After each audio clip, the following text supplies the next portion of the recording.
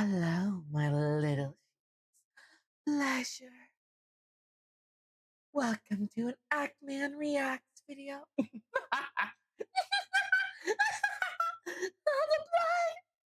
I'm sorry, everybody. I'm sorry. Hello, everybody. Welcome back to some more reaction content. Today, we're reacting to Why is Diablo 1 a Masterpiece? Made by the GOAT himself, the Ackman. Now, I heard of... So, a little preface here. I never seen this video, which not surprising, actually. But I do know the Ackman. I did watch some of his other content, and I was subscribed to him. But after a certain point, I didn't really have time to watch his content. I still remained a loyal sub, but I just didn't have the time to watch it as much. But I do want to say this. We'll be reacting to his Diablo video because out of all the newer content I missed, I kind of want to check out Diablo 1. I did grow up partially with this game, but I didn't play it as much as I did play Diablo 2 or 3. So it'd be nice to finally see why this game's considered the best Diablo, and more importantly, see what Blizzard used to be before the idiots took over Blizzard with what they did to the female staff there and everything. Yeah, this could be fun. Let's watch. The warmth of life has entered my tomb. Prepare yourself, mortal, to serve my master for eternity. The village needs your help, good master. Demons running about the village at night, pillaging our homes. Is nothing sacred? I sense his dark power building, and only you... I sense this dark power blooming. Like, what the fuck? It's getting out of control, adventurer! Who can stop him from attaining his full might? This is where things take an even darker Why are we listening to Doom? twist than I thought possible. Our former king has risen from his eternal sleep and now commands a legion of undead minions within the labyrinth. The evil that you move against is the Dark Lord of Terror. He is known to mortal men as Diablo. He said it, he said it. Ooh. Diablo a masterpiece? Please inform me. What's up, everybody? This is the Demon Slaying Man here, and today I want to take you to hell. I'm there already, so I guess welcome. Everyone else, welcome to hell. I mean, I was there previously. I mean, I think I was. I don't really know what happened after getting ran over by the truck twice. I survived the first hit, and then while I was barely conscious, I got hit again. And then I woke up in this body. I'm pretty sure I went to hell for a minute. Today I have the honor of reviewing one of the greatest games ever made, the grandfather of action. I don't know about that. I'm pretty sure the greatest game ever made was Spec Ops: The Line. Now that's a fucking game I'd love to cover. Spec Ops: The Line. RPGs. Diablo. It's a game that's haunted me since childhood. Not just because it scared the piss out of me, but because I could never beat it. What the fuck? These days it feels like Blizzard is a walking L factory. Overwatch 2 Chaos Promise Co-op PvE. We worked the live loss service after loss with unparalleled efficiency. If you're not 800 years old like me... Oh my god, one of the hardest... I remember when games were not easy. Like, every game back when I was a kid was a hard game to beat. Like, you would spend hours upon hours upon hours just, like, mapping out one of those dungeon crawlers on a piece of paper. Because that's what I did. I can't remember what it was called, but we used to take there was a piece of paper I would have. And the game didn't have a map. So you'd be spending there, like, charting down each step you do. So you can find your way back out or go a different route in case you get lost. It might surprise you to learn there was a time when Blizzard took nothing but W's, where every single game they made was a certified banger. No, they're right. All these were good. These were all amazing for their time. Let me tell you. And a They're masterpiece. good. Let's go back to that time to revisit the demonic roots of the Diablo series. The first Diablo is one of those genre-defining landmarks in video game history. It stands shoulder to shoulder with the likes of Doom, Super Metroid, Mario 64, Legend of Zelda, Metal Gear Solid, Dark Souls, Cory in the House, and any other... I remember all those besides Cory in the House. Wait, what? What? Cory in the House was a masterpiece? Oh my god, I never watched Corey in the House. Never saw it. Titan that shifted the direction of an entire genre and this industry as a whole. Diablo is one of those games most nerds know about and respect, but relatively few have actually played. One of the Again, I say I respect, but I never got around to finishing. games most nerds know about and respect, but relatively Yeah, a game that I say I respect, but never really got around to finishing it. few have Wow. actually played. One of those games where people Put your money where your mouth are, people. If you're gonna respect the game, you must beat it with your respect. say, "Oh, Diablo? Oh, yeah, that's an all-time classic." What? Oh, fuck no, I ain't playing that. What are you, crazy? The game's like 500 years old. It's kind of like Street Fighter 1. Nobody talks about that game, and yet without it, we wouldn't have Street Fighter 2. And without Diablo 1, we wouldn't have Diablo 2. It's time to solve this mystery once and for all. Does Diablo 1 still hold up on its own merits? Or was it merely a stepping stone to something greater? Is my love for this game blinded by nostalgia? And most importantly, is Diablo 1 worthy of being called a masterpiece? I am curious myself. Stay a while and listen. Slay the butcher Stay a and while descend and into listen. hell straight into this. Don't worry, This video is man. sponsored by X. And we're gonna skip this. Don't mind me. One is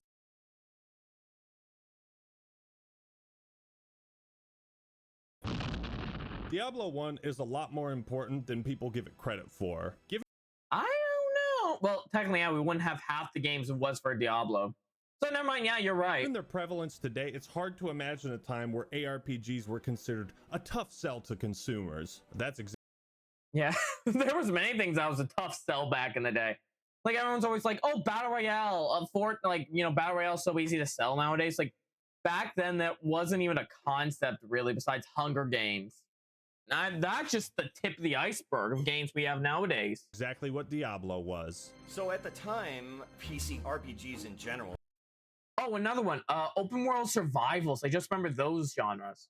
Like that was not that popular back in the day, but now look, it's like almost every game has template. Let's see, battle royale, open world survival game with crafting and combining mechanics and forging. Were kind of in a very strange state. Sales had really declined on any kind of RPG at the time, and even though that was a huge genre earlier, when we Is this lagging? No. went to go pitch Just- Diablo to just a this. bunch of different places, we got rejected 20 plus times. But we knew that this was an unusual kind of style of RPG. You see, the RPG genre before Diablo was mostly based in like a high fantasy setting with elves, dragons, castles, princesses.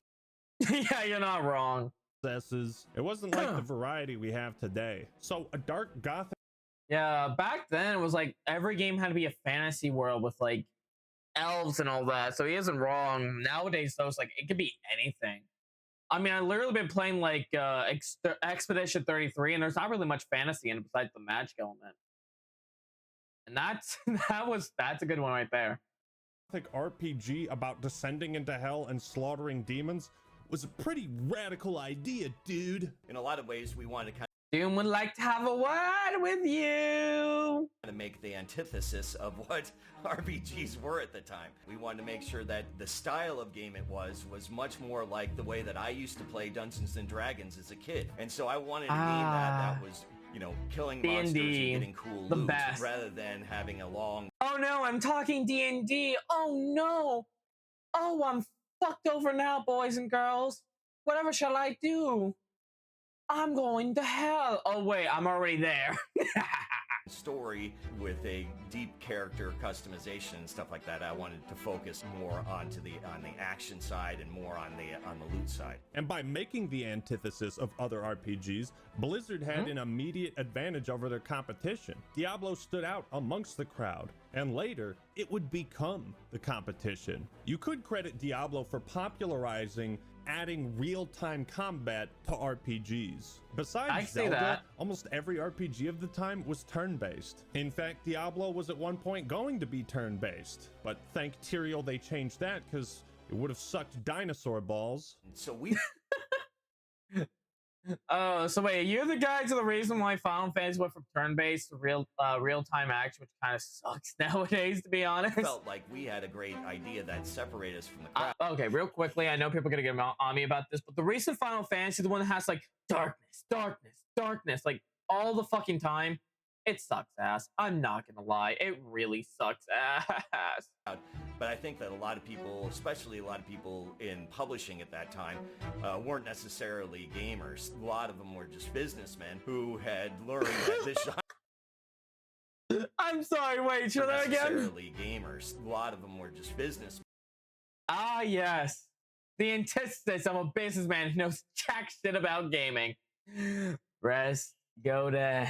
you know, no, I'm not going to say it. Men who had learned that this genre isn't selling anymore. I don't care what kind of game you're pitching me. And so getting to pitch the game to people that were actually gamers, that were publishers in Blizzard was a what happened kind to of those days? Oh, right. What happened to those days? Oh, right. Idiots took over. They understood the vision and ultimately led to us doing a deal with them. Ironic. Funny how the times have changed, huh? Nowadays, Blizzard games don't feel like they're made by hardcore gamers, but rather businessmen. Businessmen who view game design as nothing more than a spreadsheet of player retention numbers and how to maximize them and maximize profit. In this way, it's ironic that Diablo 1 in the year 2023 feels like it's the antithesis of Diablo 4. Diablo 1 doesn't waste your time. Blizzard wanted to make getting into the action as quick as possible. We want to just press a few buttons and get right into the game. Character creation was this big deal in RPGs. You would end up answering a bunch of questions about your history and giving yourself a backstory and putting numbers into all sorts of stats before you even knew what the stats would do. Diablo said, screw all that, pick your guy, choose a name, bing bang boom, you're in the game. Here's a club with a nail, now go kill Satan. It's hard to describe just how awesome. It's like whenever you wake up in Doom for the first time. Any Doom related, it's like, here's a gun, now go kill Satan. Again. Awesome Diablo 1 is. You just look at that cover and damn. Satan himself is staring right back at you. Come and kill me, motherfucker. You always know a game is gonna kick ass when the Christian parents hate it. So as a kid, when I popped this disc into my computer, this is what I saw. Who the fuck's laughing? What the fuck was that? Nothing to worry about, I guess. Just my eyes playing Oblivion! tricks on me. Diablo's intro makes it clear what Hang on. I gotta go sneak up behind him and steal his shit.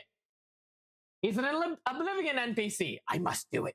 kind of game this is gonna be, but you truly have no idea what's in store for you.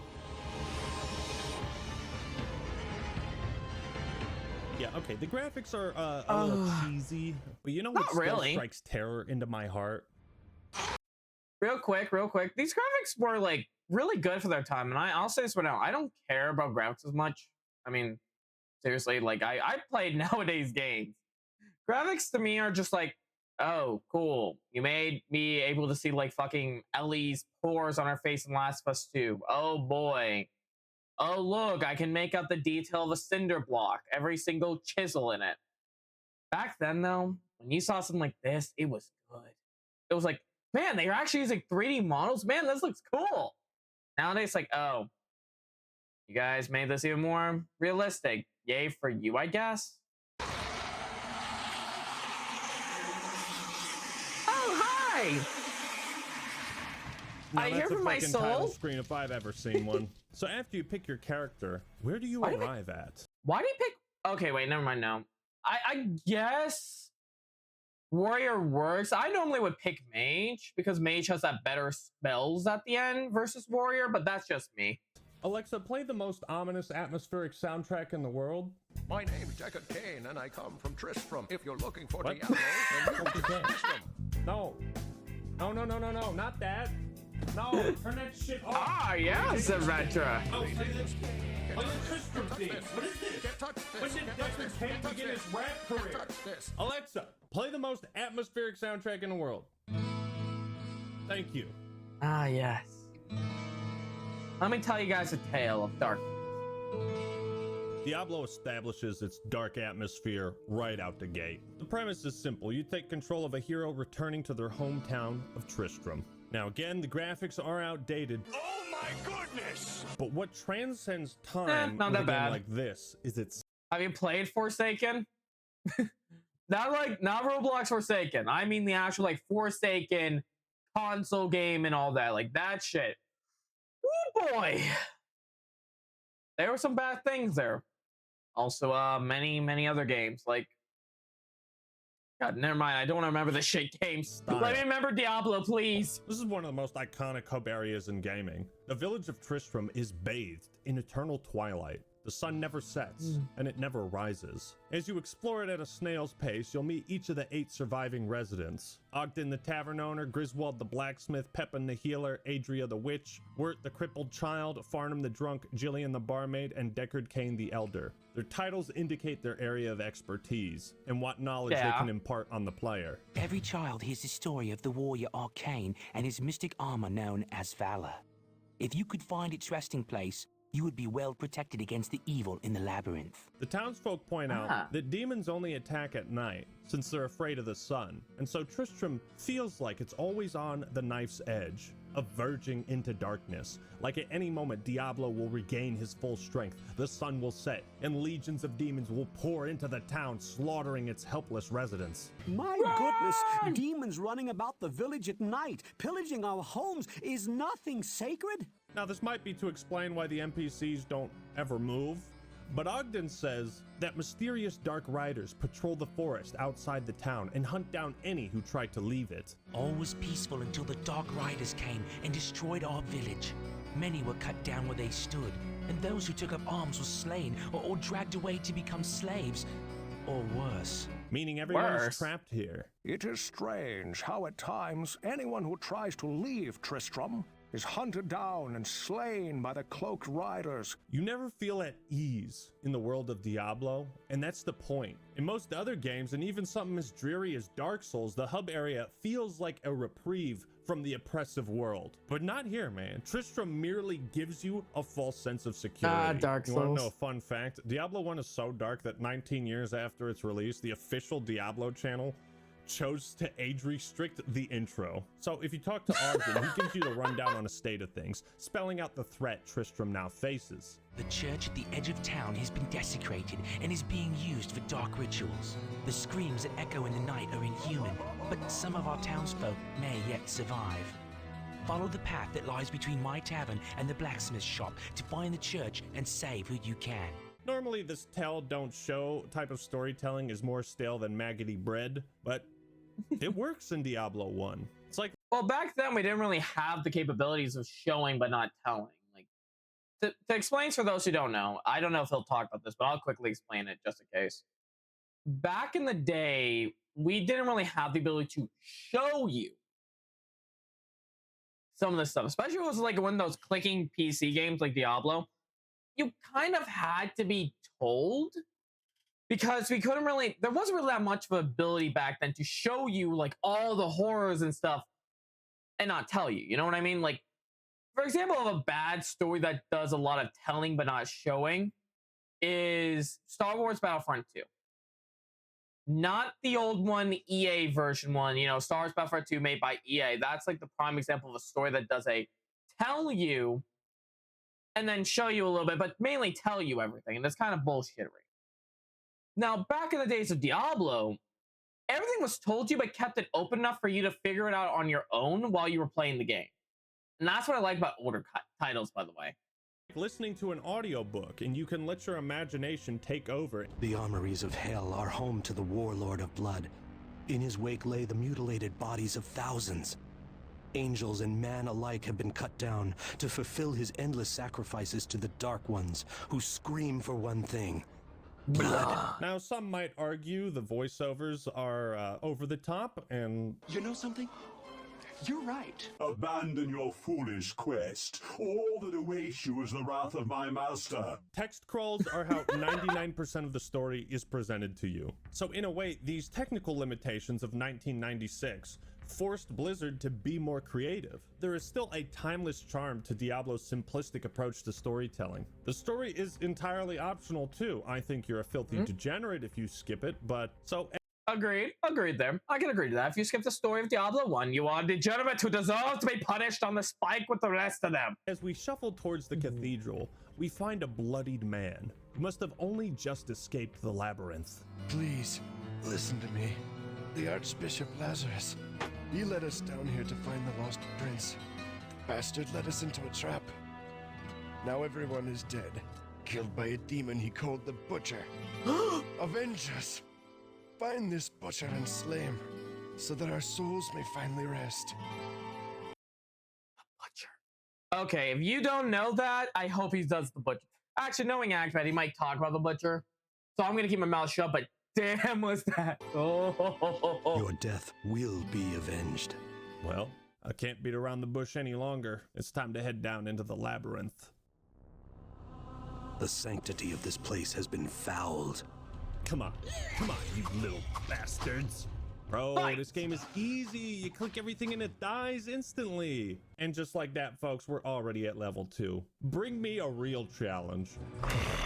Fresh meat.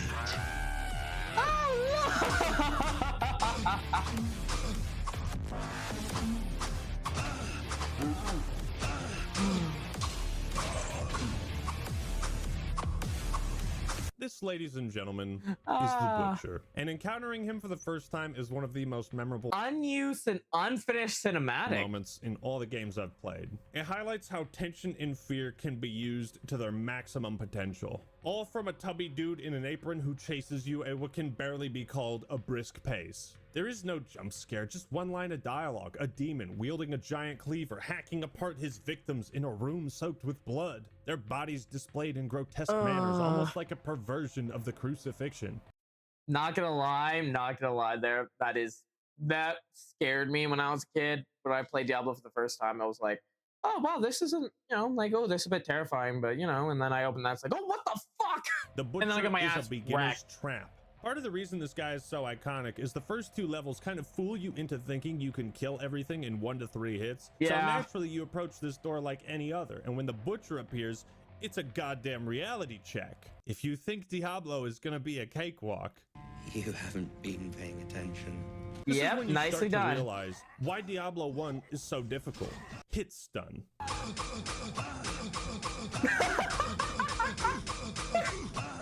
If you get hit hard enough, you will be stunned, which interrupts any action you're taking, and it can suck you back towards the demon that's whacking you. Hit stun combined with the slow move speed makes positioning vital. If you think you can play Diablo 1 like any of the sequels, you are in for hell a no. real treat. Oh no, back then it was, oh my god.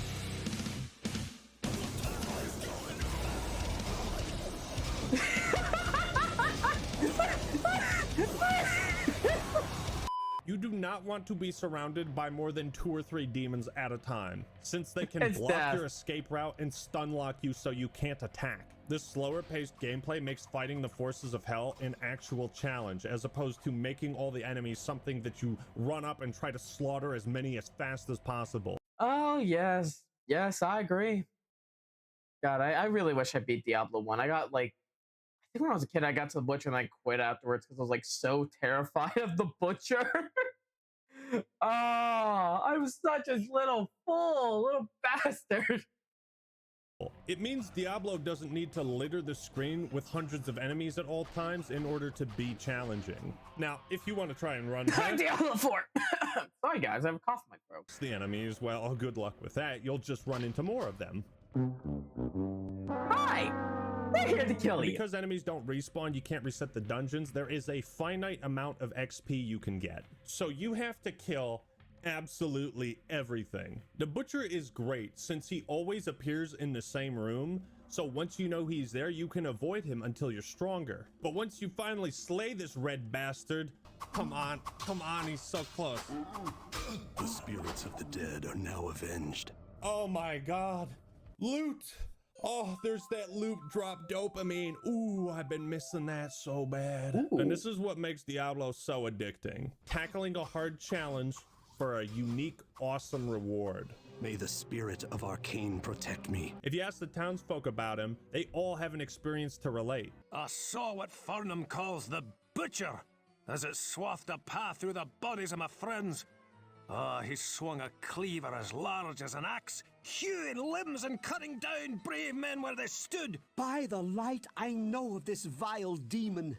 There were many that bore the scars of his wrath upon their bodies when the few survivors of the charge led by Lazarus crawled from the cathedral. I don't know what he used to slice open his victims, but it could not have been of this world. It left wounds festering with disease, and even I found them almost impossible to treat. Beware if you plan to battle this fiend. Cain tells you the butcher was part of Lazarus. Beware if you want to battle this fiend. God, the old writing was a little bit, it wasn't as timeless, I feel, but it's still fucking great. Lazarus' trap to lure townsfolk into the dungeon. Lazarus, by the way, is the archbishop who betrays everyone. None of them were prepared for what lay within the cold earth. Lazarus abandoned them down there, left in the clutches of unspeakable horrors, to die. So, you just killed the butcher, and you think you can rest easy for a moment. All right, real quickly, I just want to clarify something. For those who don't know, I think I mentioned this already, but I have played this. I never beat Diablo. My brother has. And he played the wizard class. So most of my memory is going to be going off when I remember watching him play the game. So there you guys go. But upon returning to Tristram, Ogden tells us the story of the fallen King Leoric, whose son, Prince Albrecht, was kidnapped for unknown reasons. With each passing day, Leoric seemed to slip deeper into madness. He sought to blame innocent townsfolk for the boy's disappearance and had them brutally executed. The king's knights and priests tried to placate him, but he turned against them and, sadly, they were forced to kill him. With his dying breath, the king called down a terrible curse upon his former followers. He vowed that they would serve him in darkness forever. This is where things take an even darker twist than I thought possible. Our former king has risen from his eternal sleep and now commands a legion of undead minions within the labyrinth. Please, good master, put his soul at ease by destroying his now cursed form. Approaching the tomb of the Skeleton King, it's our duty to destroy his now cursed form. The warmth of life has entered my tomb. Prepare yourself, mortal, to serve my master for eternity. After battling a legion of skeleton warriors, you come face to skull with the mighty King Leoric, his crown still resting upon his skeletal remains. And after defeating him, our character remarks, "Rest well, Leoric. I'll find your son." This line has always stuck with me because despite him being a servant of the Lord of Terror, despite his hostility and the threat he poses, he was once respected by all the townsfolk as their noble king. The tragic fall of Leoric was a harsh blow to this land. The people always loved the king, and now they live in mortal fear of him.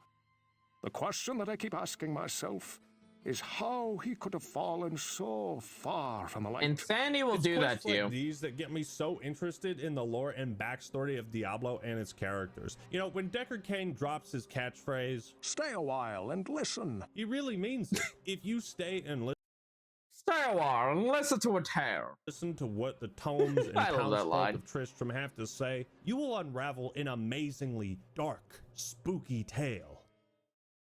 What makes Diablo feel like a horror game is you are the underdog. You get no allies, no help in the labyrinth. You never know what's around the next corner. It forces you to be careful about waddling into the open without a plan. The game handles its lighting and darkness in such a genius way. Light radius is a stat that reveals a greater area around you, making it easier to see approaching enemies, but also easier for them to notice you. Some demons can open doors, others can't. You can use this to exploit their AI, but this truly felt like a fight for your life. And you never get this same feeling in any of the later games. The encounter with the butcher teaches you that you never know what is going to come through that door. But Diablo's fear factor extends beyond its gameplay and steeps into the story as well. Try to listen to this and tell me you don't feel a little bit intrigued. Beyond the Hall of Heroes lies the Chamber of Bone. Eternal death awaits any who would seek to steal the treasures secured within this room. So speaks the Lord of Terror, and so it is written. After you hear this, you're like, what the fuck is the Chamber of Bone? So you go back to town, and Deckard Cain tells you it's a place filled with treasure. These tomes inferred that when the lords of the underworld desired to protect great treasures, they would create domains. where those who died in the attempt to steal that treasure would be forever bound to defend it. A twisted, but strangely fitting end. If you talk to Adria, she says, "You will become an eternal servant of the Dark Lords should you perish within this cursed I'm sorry, but I can never get over that voice. domain. Enter the Chamber of Bone at your own peril." You see, unlike the nameless, forgettable, copy and pasted dungeons of Diablo 4, every... What are you talking about? Who can forget the Spider Domain 52? Or the weird succubus lady? Or... Okay, you're right. Dungeon and level in D1 has a purpose beyond gameplay. The Chamber of Bone is a quest where you whack 100 skeletons for treasure, and that's it. But it feels way more important because it's treated as a layer of the story and lore. Another quest that illustrates this is the Halls of the Blind. I can see what you see not. Vision milky, then eyes rot. When you turn, they will be gone, whispering their hidden song. Then you see what cannot be. Shadows move where light should be. Out of darkness, out of mind, cast down into the halls of the blind. Again, this quest is so simple, you don't have to go back to town to learn anything about the Halls of the Blind or what the fuck they are. Look here. That's pretty funny, huh? Get it? Blind? Look here. It's just a bunch of rooms filled with invisible enemies, and you kill them, find an amulet, you're done. But the way it's presented, like this poem, it adds mystery and intrigue. This is what I love about Diablo. No quest is treated as filler. Now, the serious, grim tone of Diablo is balanced quite nicely with a few rare moments of comic relief and humor. Please, no hurt, no kill. Keep alive, and next time good bring to you. Garbod the Weak is interesting because it's like one of the few times a demon is trying to reason with you, but he ends up just like betraying you. I'm not impressed. Then there's another quest called Ogden's Sign, where a bunch of the Fallen steal his sign with the rising sun, thinking the sun is some sort of powerful thing. But talking to these demons is actually a little relieving because, as Cain puts it, perhaps they are not all as smart as we had feared. Then, of course, you have the Black Mushroom quest. Now that's one big mushroom. Whoa. Whoa. What is that? I never heard of this one. Whoa, when I pick it up. Now that's one big mushroom. Whoa. Now that's one big mushroom. Why? I've never seen a mushroom that size. You always have clear audio and visual indicators of what's happening when an enemy gets hit or is staggered or dies. Sometimes better than nowadays game that just puts a health bar over an enemy and you just watch. Health bar goes 0 and then it's like, good. On to the next.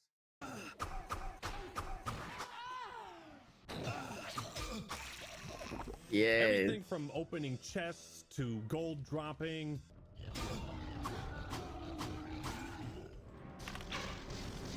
Oh, nice dodge. So good that Diablo is still using them 26 years later. The screeching, grotesque sounds demons make when taking damage, attacking, or dying, they're all so memorable. And combined with the incredible sprite work, it looks and sounds awesome. Good night. What's crazy though is how little music is in Diablo, yet how impactful it is. The game is split into 4 sectors: dungeons, catacombs, caves, and hell. I thought there was more. Each area has its own theme, which escalates the feeling. Then again, my of memories dread. could be failing me here. Every level changes the enemy rotations too, and everything looks and sounds completely different. You're immediately put on edge. You realize you aren't just descending into hell, you are descending into madness itself.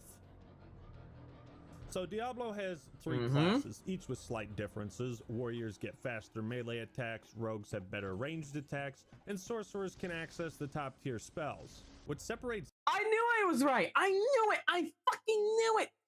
Yes, I did know something. D1 from later entries and most other RPGs is that no spell, weapon, or piece of armor is class specific. Each class can use pretty much 95% of the loot they find. This gives the player quite a lot of freedom, as you're not locked into a specific playstyle at the start of the game. Most of Diablo's issues are a result of it being older than dirt. and one of the first of its kind. Don't get me wrong, there's some annoying, dumb, tedious crap in this game, but I don't think it'd be fair to treat these problems as anything more than tech limitations or small oversights by the devs. It'd be like criticizing Pong's graphics, you know? It's like they did the best with what they had. Did you guys know Diablo 1 was actually the first Strand type game? Yeah, if you walk from Wirt to Adria, it's gonna feel like Death Stranding, man. Yeah, walking in town is like the biggest complaint, probably. Managing the inventory is also tedious. As far as I know, you literally have to drag and drop each and every item or potion into your belt or whatever. It's also pretty funny that there's no stash, so everyone would just throw their shit in the middle of town.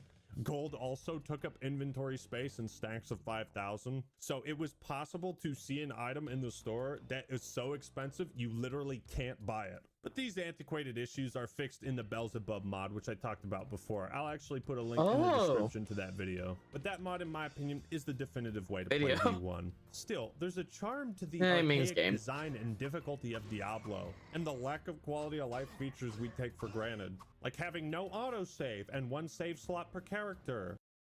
Oh dear lord, the days of no autosave. Oh my god, I forgot about those. It would be like you would play for like an hour or two, and then if you were to die in any game, you would go back an hour or two because you were like, I don't need a save yet. Oh my god, I'm one of the things I'm happy that came out nowadays is autosaves, especially if the power goes out. You don't lose all that progress. You can actually hard lock your game if you panic save at the wrong moment. This happened to me as a kid when I was fighting a butcher. I saved right before his last hit was coming to kill me, and every time I tried to load in, I would just die instantly. That's it. The game is over. I have to restart. There's more than one way to fuck up your playthrough, by the way. These yellow zombies, fuck them to hell. Every time they hit you, it permanently reduces your HP. There is no cure for Black Death zombies. The name is fitting. The game doesn't tell you they reduce your HP permanently. You need to have the character screen up in order to see that. Yeah, by today's standards, these things would obviously be criticized, but it does create some very real tension. I mean, think about it. The zombies are the easiest, slowest enemy type to fight, and they made a variant that is 500 times scarier. Diablo 1 is a game that you must. It's like if you put all your points into vitality, it's like you're still gonna have that negative reduction stuck on you the entire time. Like you got hit like 10 times, well, you're down 10 permanent vitality points. Never gonna work back. Respect. You need to pick your battles carefully, and if you pick the wrong one, you could end up at what the fuck is going on? At times it feels like the Diablo 1 developers set out to troll the player base. There are traps everywhere. Diablo has several moments where the game just says, fuck you. Oh, you want to see what's in this chest? Eat shit. Your mom wants to open this chest? Opening chests and doors is a complete crapshoot. Shrines? Oh boy. Oh, these are infamous for being disguised as a power-up. But when you click it, a cryptic message appears, and you're like, what was that about? Oh, my stats have been permanently reduced. Identifying items is a thing, which makes getting loot exciting and bringing it back to town. There's like a little process there. But sometimes you pay money to identify something that is literally worth 0 gold. Griswold won't give you a dime for it. Shrines and bad loot doesn't bother me that much. Diablo is a series all about taking gambles. It's about rolling the dice and seeing what you get. Can my heart hold out? Is kind of a system by which random items are generated. And the best analogy is it's a slot machine. Every time you kill a monster, you put a quarter into the slot machine and you pull the lever and out. A quarter of blood. Nothing. You get your quarter back. You know, you could do pretty well or you could hit a jackpot. And so if you can think of pulling the lever as every time you kill a monster, it's got kind of this addictive quality. Just as slot machines are addictive, so is the I am going to maybe win something big here. You need negative consequences attached to that gamble in order for the positive ones to feel satisfying. Diablo 1 has what I like to call archaic difficulty. It's challenging because it's so unlike most other RPGs you've probably played. What happens if you try to talk to an NPC in Oblivion?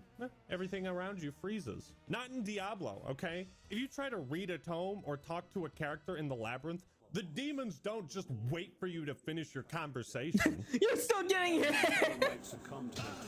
Want to pause the game and manage your inventory?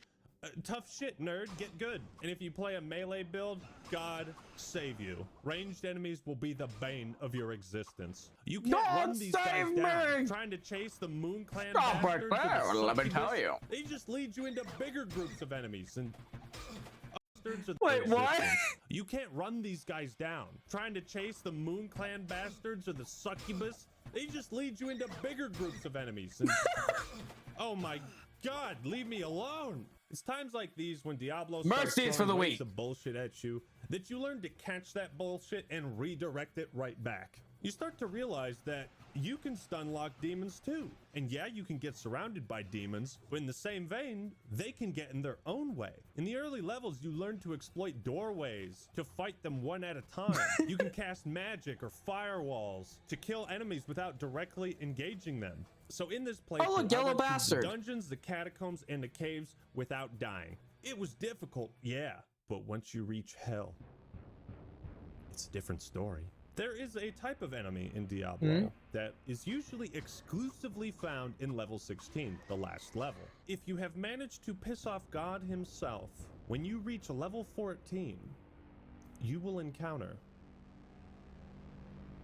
Blood Knights. You're about to watch me make the biggest mistake of my entire life. Are you ready?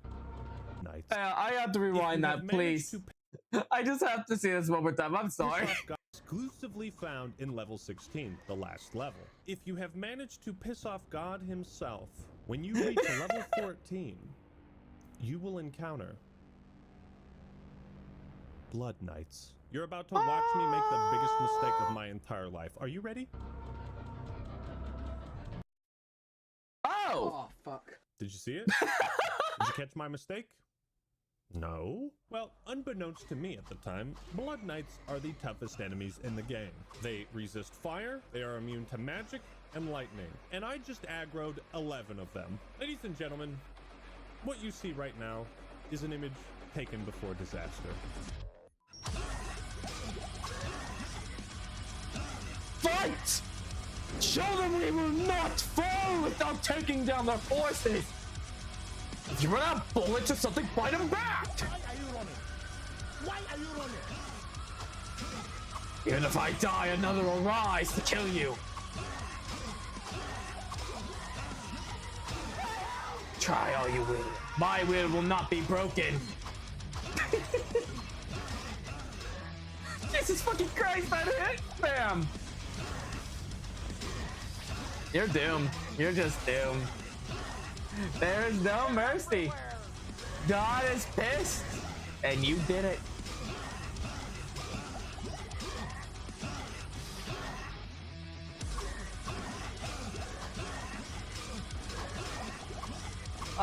Doom.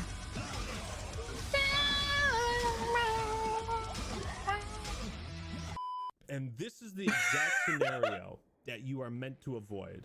This is why you need to take it slow in Diablo. Someone in the comments is going to be like, well, Ackman, why don't you just run to safety? Safety?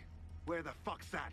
You see, I can't grind experience at this point. I have no choice but to fight these guys. There is only one way down. The second I drop down to these stairs, all the Blood Knights are waiting to attack. Diablo is difficult and unforgiving if you don't know what you're doing. However, if you can make it all the way to level 16 and kill Diablo, down to Diablo yourself, you should wear that accomplishment as a medal of honor and be damn proud of yourself. Where's my brother then? I need to give him that medal. I should really play Diablo again. I wonder if I could find a copy of the original Diablo and play it for you guys. That'd be fun. Corruption of replayability in Diablo titles, because the concept is synonymous with the Diablo name. Diablo 1, when it came out, was critically acclaimed for its procedurally generated dungeons. They made every playthrough unique. The levels were so convincing that to first-time players, you could beat the game without knowing any of it was random. You see, Blizzard could have settled for simply making one version of Diablo 1, 100% linear, and people still would have loved it. Most games didn't offer this kind of replayability. So aside from being a talking point in advertising and promotion of the game, there was no monetary incentive for Blizzard to keep fans playing this game over and over. But They included procedurally generated dungeons for the player's benefit. They took the extra time to figure that shit out when no one else was doing it and make it subtle enough you'd think what you played was made by hand. And that's one thing that made the first game so special. But now, Blizzard has managed to take this concept of replayability and absolutely mutilate it in Diablo 4. And that's the big difference, where Blizzard taking something they did right and fuck it up. Shocked Pikachu face? Used to make decisions to improve the player's experience at the cost of monetary benefit. They now do the opposite. They take away from the player's experience for monetary benefit. It is impossible to experience everything in a single playthrough of Diablo 1, and that's what made it so cool. I don't think most people realize how much of this franchise's foundation was built in the first game. Much like how Halo 3's plot is just the cut second half of Halo 2, Diablo 1 already had the plot of D2 and parts of D3 mapped out. Glory and approbation to Diablo, Lord of Terror and leader of the Three. My lord spoke to me of his two brothers, Mephisto and Baal, who were banished to this world long ago. They talk about the Far East, an important setting in the second game.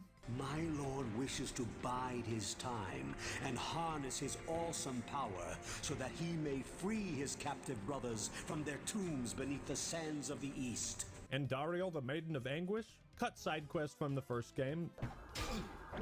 You lure no more men to their deaths. Iswal the Fallen Angel, Azure Wrath, the Hellforge, Horizon Sanctum, all cut content from Diablo 1. Even lesser evils, Osmodon and Belial, were created in Diablo 1 and wouldn't see their first appearance until 16 years later. This is why the series has such amazing, rich lore, because so much was figured and planned out ahead of time. Blizzard also... I'm kind of shocked. Damn, Blizzard, you guys used to be cool. What happened to you? Planned the launch of Diablo to coincide with this radical new platform, Battle.net. It wasn't enough for Diablo 1 to virtually... Alright, real quick, I hate Battle.net. I'm not gonna lie, it's kind of a shitty thing. Fuck that platform. Now, I don't know how old Battle.net was, but talking like nowadays Battle.net, fuck you.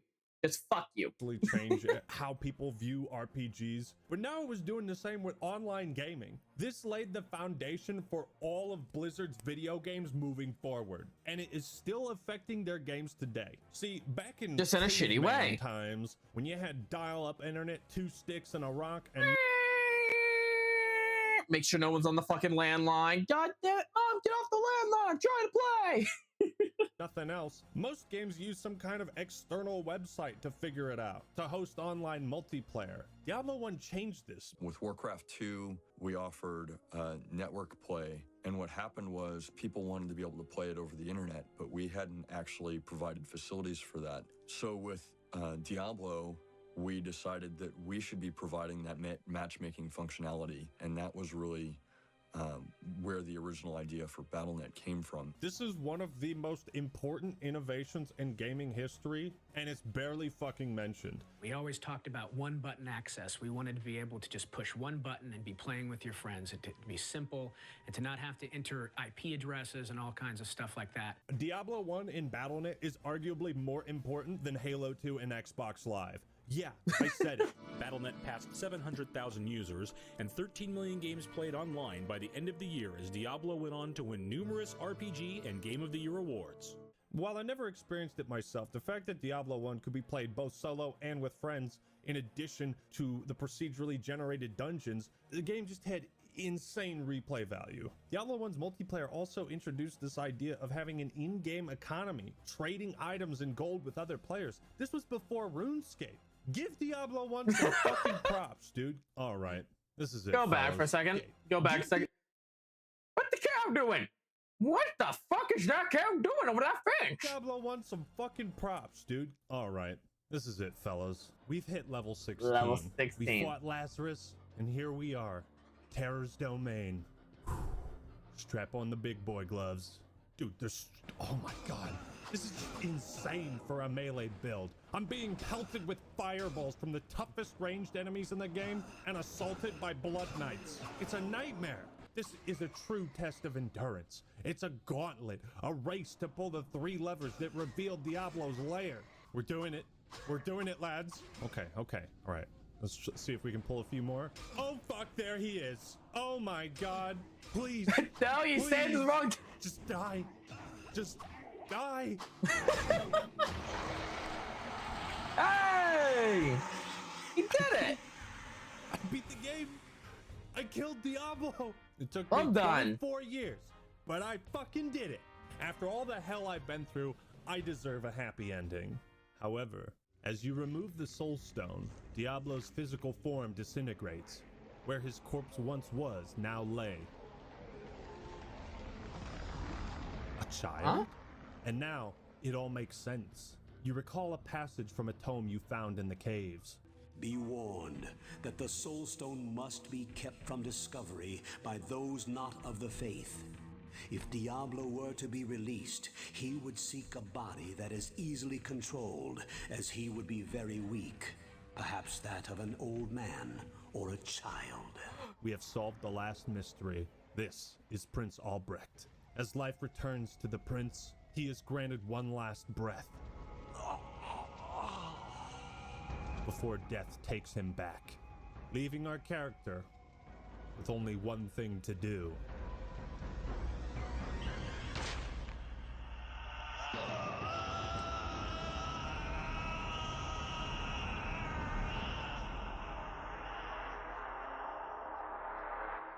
I was gonna say destroy it, but at the end of Diablo, the protagonist and hero who slays the Lord of I'll say destroy the stone, but nope, that isn't what happened. He jams in his fucking head.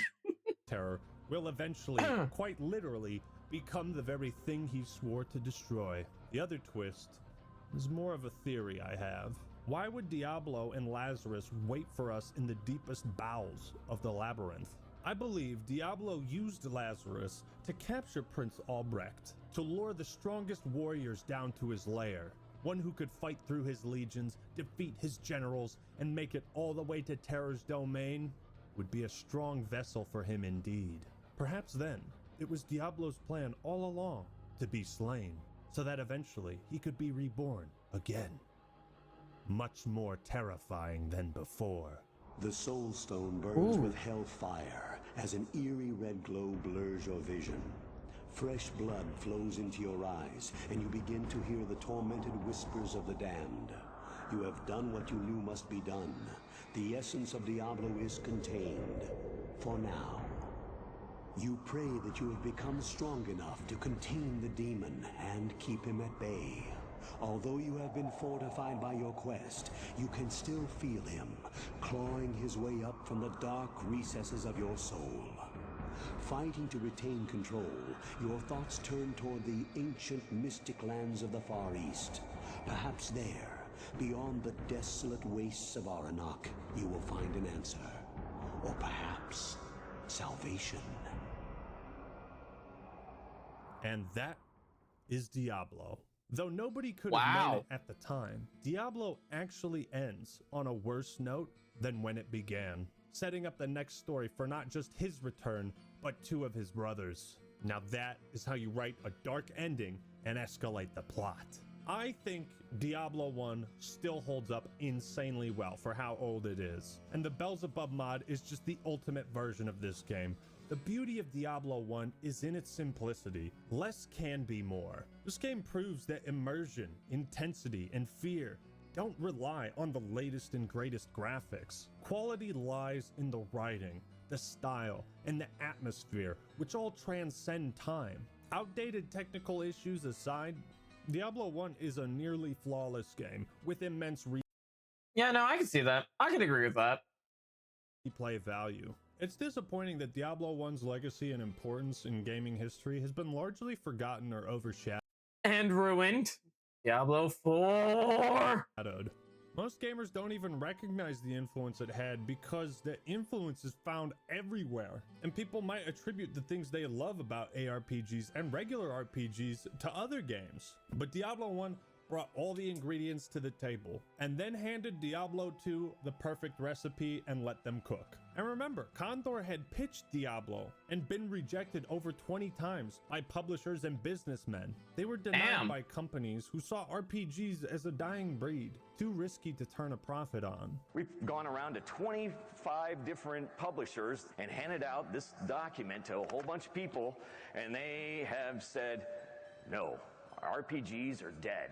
There is no way we are investing in an RPG. But then a company like Blizzard, made up of nerds who wanted to make games they'd want to play, they were the ones willing to take a chance with Diablo. It's poetic then, that this dungeon crawler that's all about hitting the slots, gambling for loot, would be one gamble for Blizzard that paid off. And that is why Diablo 1 is a masterpiece. I got ruined so bad. All right. Well, this was a great watch. I mean, it was like, with all the pauses of my remarks, it was actually quite a great watch, though. Thank you all so much for watching with me.